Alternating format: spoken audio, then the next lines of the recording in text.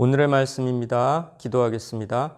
하나님 아버지, 오늘도 우리에게 말씀을 주셔서 감사합니다. 이 시간에 진리의 영이신 성령께서 인도하여 주셔서 말씀을 잘 이해하고 깨달을 수 있도록 순종의 마음이 일어나는 결단의 시간 될 수 있도록 인도하여 주시옵소서. 예수님의 이름으로 기도합니다. 아멘. 바울 사도는 자신을 가리켜 아무것도 없는 자 같으나 모든 것을 가진 자로다, 이렇게 말합니다. 이게 무슨 의미일까요? 바울은 자신이 어떻게 사도직을 감당해 왔는지를 설명합니다. 그런데 바울의 사도직이란 역설적인 성격을 가졌습니다. 무명한 자 같으나 유명한 자요, 죽은 자 같으나 보라 우리가 살아있고 징계를 받는 자 같으나 죽임을 당하지 아니하고, 무명한 자란 무시를 당한 자라는 뜻입니다. 바울이 사도로서 인정을 받지 못했다는 것이죠. 고린도 교회에는 바울이 전하는 복음을 반대하는 자들이 있었는데요. 이들은 바울의 사도권에 시비를 걸었습니다. 바울의 사도직을 부인했던 거죠. 하지만 바울은 자신이 유명한 자라고 합니다. 유명한 자란 인정받은 자라는 뜻인데요. 바울이 일부 교인들로부터 무시를 당한 것은 사실입니다. 하지만 하나님께서는 바울과 그의 사역을 인정해 주셨지요. 그런 점에서 그는 유명한 자였습니다. 성도 여러분, 우리가 하나님의 말씀대로 살다 보면 사람들의 반대에 부딪히고 때로는 무시를 당하기도 합니다. 왜냐하면 복음이란 사람이 하고 싶은 걸 하게끔 하는 게 아니라 하나님이 기뻐하신 일을 하라고, 사람의 마음에 들려 하지 말고 하나님 마음에 드는 삶을 살라고 가르치고 있기 때문이죠. 우리가 사람의 마음에 들기는 쉽습니다. 사람들의 인정을 받는 일은 우리의 겉모습을 조금만 바꾸면 어느 정도 가능하죠. 하지만 우리에게 정말 중요한 것은 하나님의 인정을 받는 일입니다. 우리가 삶을 걸고 해내야 할 것은 사람들에게는 무시를 당할지라도 하나님의 인정을 받는 일입니다. 죽은 자 같으나 보라 우리가 살아있고, 이 말은 이중적 의미를 갖는데요. 실제로 바울은 죽음의 위협을 여러 번 겪었습니다. 거의 죽게 된 상황에까지 이르기도 했었죠. 하지만 그때마다 하나님께서 보호해 주셨다는 뜻입니다. 또 한 가지 의미는 영적인 의미인데요.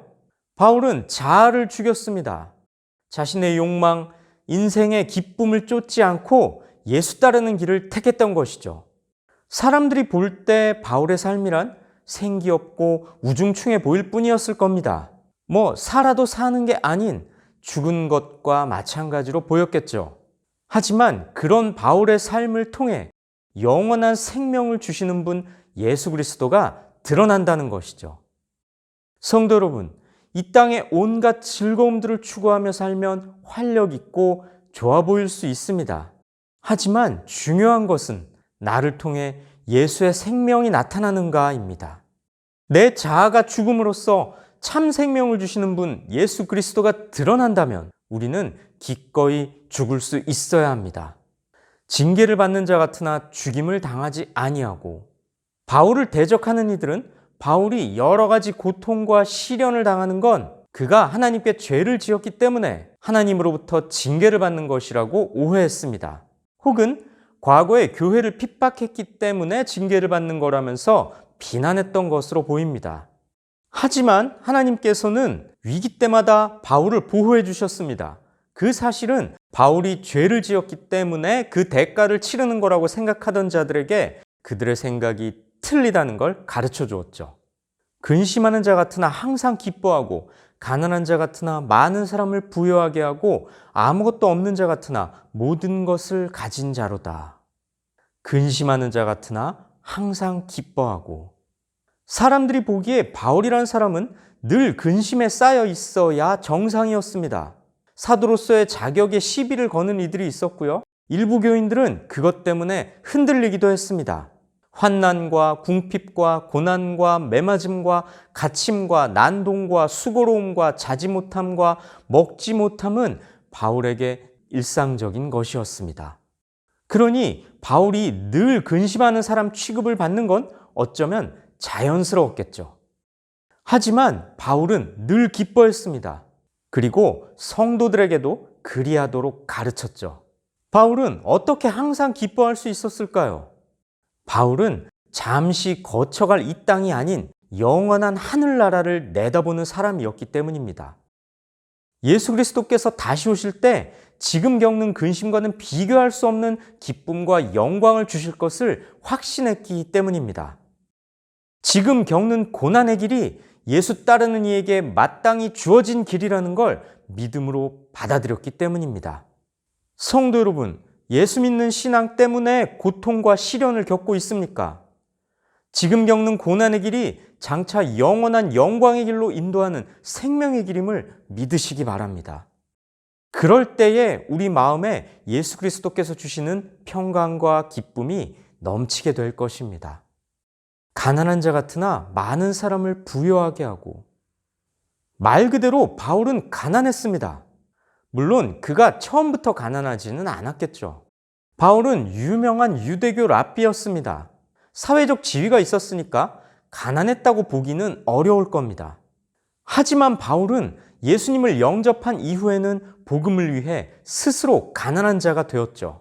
사실 복음을 전하다가 멸시를 당하고 핍박을 당했던 바울로서는 자연히 궁핍할 수밖에 없었을 겁니다.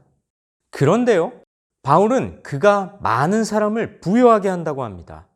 그가 하나님 나라의 복음을 많은 이들에게 나눠줌으로써 그들이 영적으로 부유한 자가 되게 한 것이죠. 성도 여러분, 많은 재산을 가졌다고 한들 복음을 갖고 있지 못하다면 그는 가난한 자입니다. 반대로 가진 재물이 없을지라도 하늘나라를 향한 소망을 품은 자라면 그는 부유한 자입니다. 아무것도 없는 자 같으나 모든 것을 가진 자로다. 이 구절은 앞에서 말한 바울의 고백의 결론과도 같습니다. 바울은 실제로 가진 것이 없었습니다. 예수 그리스도를 얻기 위해서 다른 모든 것을 배설물로 여길 정도였죠. 하지만 그는 궁극적으로 모든 것을 가졌다고 말합니다. 바울에게 있어서는 예수 그리스도와 그분의 복음이 다른 어떤 것과도 비교할 수 없는 최우선적인 것이자 가장 소중한 것이자 전부였기 때문입니다. 성도 여러분, 이 바울의 고백이 오늘날 우리 모든 성도들의 고백이 되어야 하지 않겠습니까? 이 세상의 모든 것들은 그것이 아무리 좋은 것일지라도 결국 한시적일 뿐입니다. 이 세상에서만 의미 있을 뿐이죠. 하지만 예수 그리스도께서 다시 오실 때 열릴 새하늘과 새 땅, 영원한 하나님 나라에서는 아무 쓸모가 없는 무가치한 것일 뿐입니다. 영원한 것을 위해 잠깐의 것을 버리고 포기해야 하지 않겠습니까? 이 세상의 것들, 육의 것들을 붙잡으려다 모든 것이라고 할 수 있는 말씀을 잃어버린다면, 마침내 영생을 얻지 못한다면 그 좋은 것들이 무슨 의미가 있겠습니까? 바울 사도는 이 세상의 것들을 버림으로써 이 땅에서 아무것도 갖지 못했지만 모든 것을 소유했습니다. 우리 주님께서는 당신을 위해 버리고 포기하는 이들에게 필요한 모든 것을 공급해 주십니다. 예수 그리스도를 위해, 하나님 나라를 위해 버리고 포기함으로써 가장 중요한 우리의 모든 것이 되시는 우리 주님을 선택하시기 바랍니다. 그럼으로써 그리스도와 함께 하나님 나라의 모든 것을 소유하시길 주님의 이름으로 축복하고 권면합니다. 기도하겠습니다. 하나님 아버지, 가진 것이 없지만 모든 것을 가졌다라고 자신 있게 고백한 바울의 고백처럼 이 땅에서 우리가 재물을 얻기 위해서, 육의 것들을 붙잡기 위해서 애쓰고 수고하다가 영원한 하나님 나라를 잃어버리는 우매함을 범하지 않도록 주께서 우리를 가르쳐 주시고 붙잡아 주시고 인도하여 주시옵소서. 그리하여 마침내 얻게 될 영원한 하늘나라를 소망하며 이 땅에서 힘있게 믿음의 사람으로 살아갈 수 있도록 우리를 인도하여 주시옵소서. 예수님의 이름으로 기도합니다. 아멘.